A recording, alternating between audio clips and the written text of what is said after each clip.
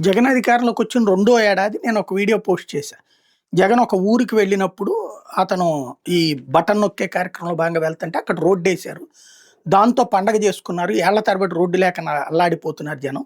జగన్ మా ఊరికొస్తే బెటర్ అని కోరుకుంటున్నారు పక్కోళ్ళు గూడా.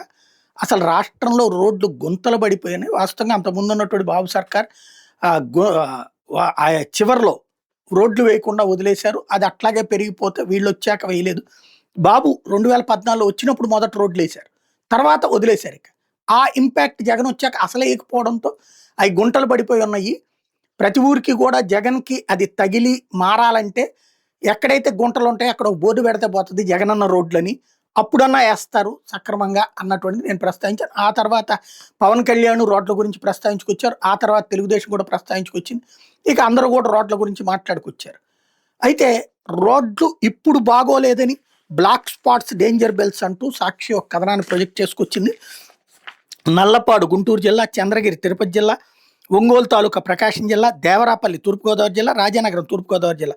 రోడ్డు ప్రమాదాలు ఎక్కువగా జరిగినటువంటి టాప్ 5 పోలీస్ స్టేషన్ల పరిధి ఇది.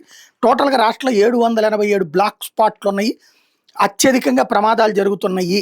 ఇందులో తిరుపతి 100, ఎన్టీఆర్ 76, కృష్ణా 56, కాకినాడ 43, విశాఖ 40 జిల్లాలు తొలి 5 స్థానాల్లో ఉన్న యాక్సిడెంట్ అత్యధికంగా జరుగుతున్నాయి. మొత్తం 787 బ్లాక్ స్పాట్‌లో రాష్ట్రంలో 76 పోలీస్ స్టేషన్ల పరిధిలోనే 44 పోలీస్ స్టేషన్లు ఏలూరు, విశాఖ, అన్నమయ్య, కాకినాడ, కృష్ణా, నెల్లూరు, తిరుపతి జిల్లాల్లోనే ఉండటం గమనార్హం అన్నట్టు. ఇక్కడ బేసిక్‌గా ఖచ్చితంగా దీన్ని పరిష్కరించాలా, అవసరం కూడా. కాకపోతే అది మాట్లాడే నైతిక అర్హత అయితే వైసీపీకి లేదు.